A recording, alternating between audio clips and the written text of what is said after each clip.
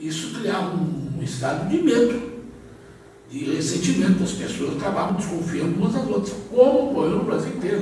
Né? Porque a censura tem esse malefício desgraçado. Né?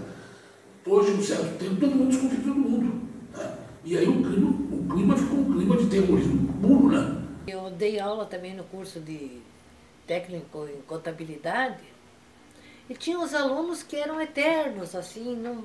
começava o ano, estavam lá eles, e terminava o ano, eles estavam lá, no ano seguinte eles estavam na mesma série, e eu disse, mas poxa, que história é essa? Eles não eram alunos, eles eram informantes. Poucos, mas eles acham que a gente é sem memória, né? A gente sabe direitinho.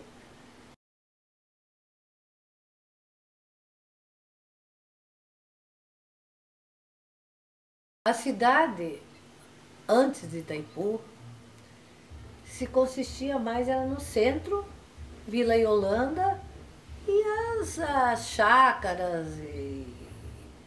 Tanto é que esse lugar onde nós moramos aqui não existia. Isso aqui eram tudo chácaras. Vila A eram as fazendinhas. A gente não pode se esquecer que todo o projeto Itaipu, etc., é um projeto militar. O medo maior na cidade é que não houvesse mais espaço para gente. Aquele medo, porque de um dia para o outro, tudo se tornou caro e difícil aqui. Tudo. Em compensação, de um dia para o outro também começou a aparecer lojas e comércio e escola, isso e aquele outro. Você ia ao supermercado, de manhã tinha leite, de tarde já não tinha mais, não dava tempo de repor. Então isso foi um baque muito grande para a cidade, inclusive escola. Com tudo que Itaipu construiu 3 vilas, né? A Vila A Vila B e a Vila C. E ainda mais tinha o canteiro de obras, mas mesmo assim, hospital, nós tínhamos somente a Santa Casa, de repente apareceu, rapidamente eles tiveram que construir o Hospital Madeirinha, que hoje é o Costa Cavalcante, mas tudo era assim, barracões e coisa arada. Então houve um impacto grande e a cidade não estava preparada para isso.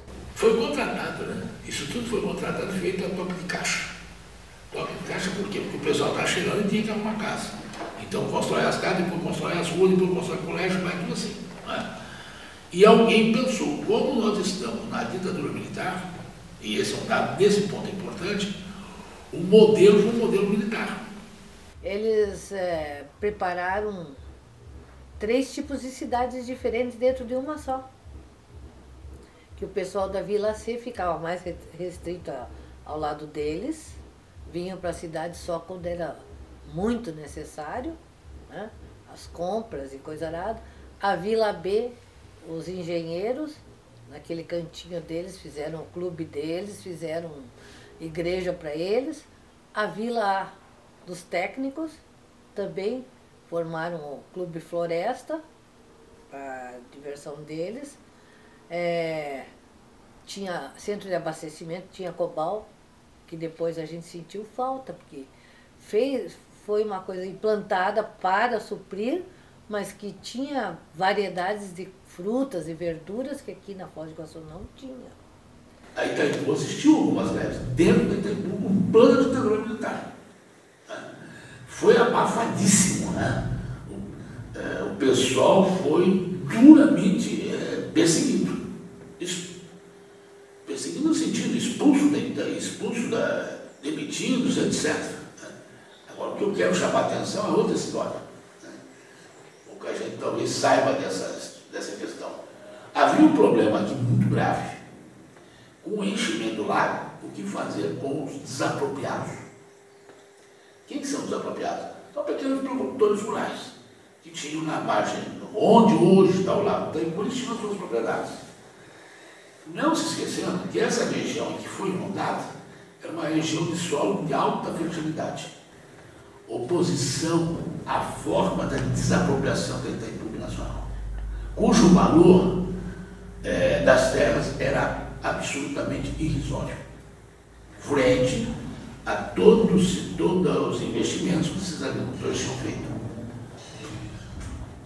O impasse chega a tal ponto, né, que esses agricultores vão ameaçar tomar o escritório de Itaipu em Foz do Iguaçu, que estava a sede de Itaipu, e em Santa Helena. São contidos pela Polícia Militar com baioneta calada. O trevo de acesso de entrada para Itaipu, aqui em Foz do Iguaçu, onde eles ficaram acampados por cerca de 3 meses e meio. Idem lá em Santa Helena. E após uma briga violenta, discussão violenta, né? Finalmente a Itaipu cede. Era constrangedor porque dava no anglo-americano. Todos os dias eu passava de ônibus ao lado do acampamento. Né? E aí eu me lembro bem porque era inverno. Foi um inverno terrível, com chuva, uma sujeira desgraçada, as crianças imundas, aquela coisa terrível. Todos os ônibus que iam para Paraguai passavam exatamente no local para assistir toda a cena.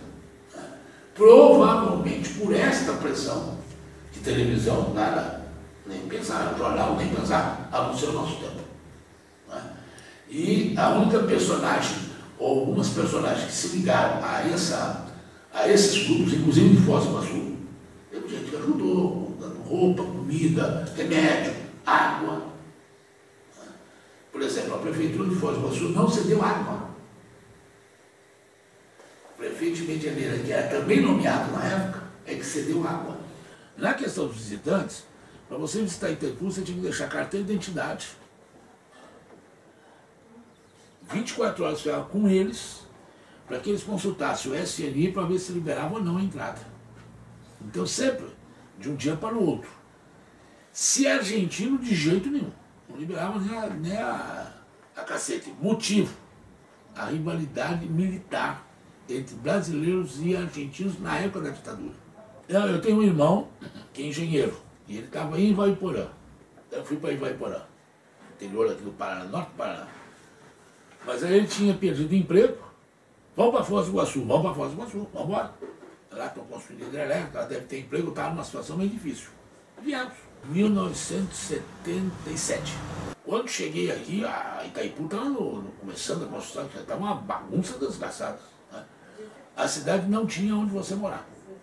Tudo tomado. Hotel, casas de periferia, tudo. Né?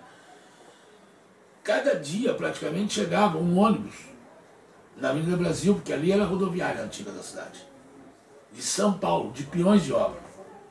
Saltavam do ônibus, já pegavam o ônibus, a condução da Itaipu, das construtoras, e iam direto para o canteiro de obras.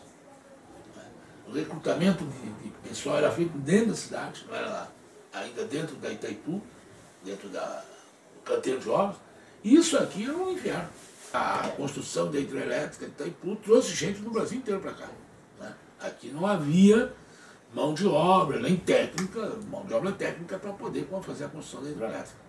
Consequência, veio gente do lado do país e de fora. Né? Então, no colégio do anglo-americano que servia a obra, estava todo mundo do mundo inteiro lá dentro. Havia uma elite na cidade, intelectual, econômica, né? Que de repente se viu desprestigiada completamente, né? Pela elite de Itaipu. Quer dizer, entenda, né? Tecnicamente eles eram mais bem preparados. Né? Nós estamos na época da ditadura. Né? Então o prefeito da cidade era um coronel do exército, nomeado pela Itaipu. Imagina que eles estão construindo a Avenida Paraná e a Avenida JK. Então aqui era um calor estupendo, né? Eu cheguei em outubro. Né?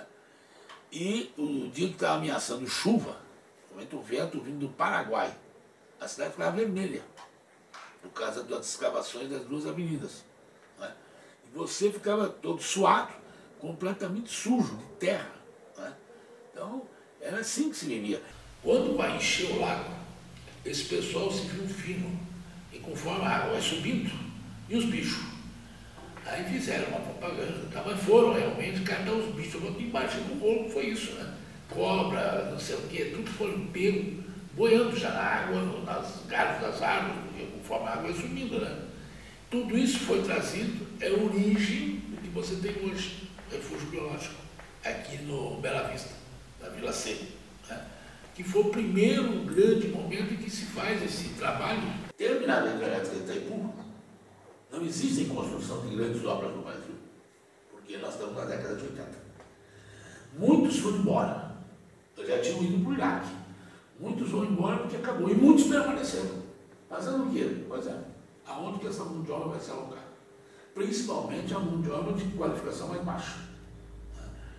E aí você tem um inchaço populacional de gente desqualificada, que fazia pequenas passagens de mercadorias do Paraguai, lícitas, não, todas ilícitas, até droga.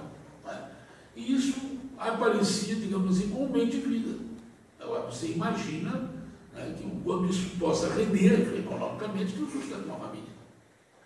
Então a violência começa a existir, como nós estamos vendo agora, muito mais fortemente a partir desse momento. Ganhou em desenvolvimento, ganhou em progresso, ganhou em cultura e perdeu bastante da sua identidade, ganhou, entre aspas, criminalidade, que nós tínhamos, mas era uma cidade, não era uma cidade tão violenta como essa.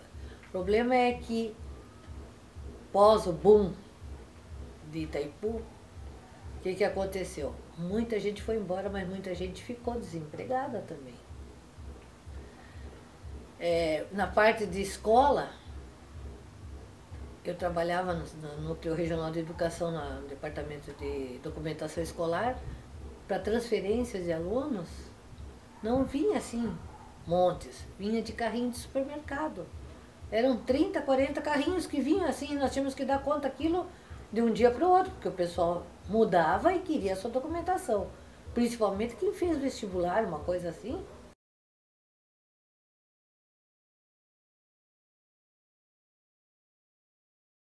Nesses meus 30 e tantos anos de Foz do Iguaçu, eu posso dizer a vocês o seguinte, que eu já sou de Foz do Iguaçu, porque a maior parte da minha vida eu vivi em Foz do Iguaçu já. A maior parte da minha vida eu tive a felicidade de viver com a Carmen. E a maior parte da minha vida eu tenho a felicidade de ter o Cacá como filho. Não é fácil, não é?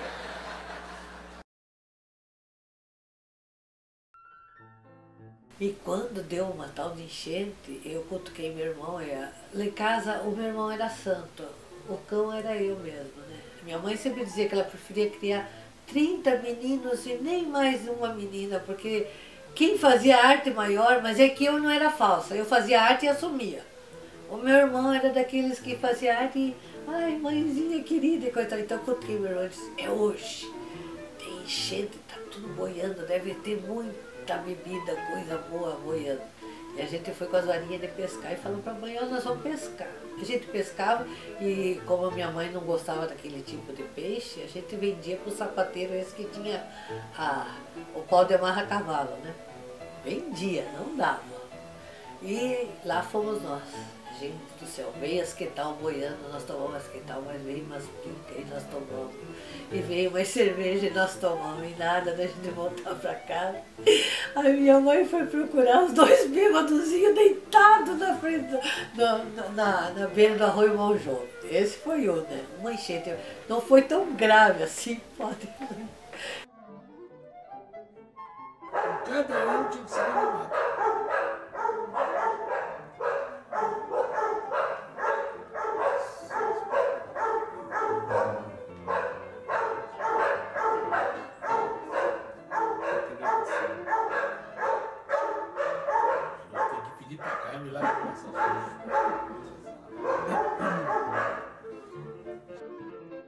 Porque isso aqui é uma Babilônia. É por isso que eu amo isso aqui.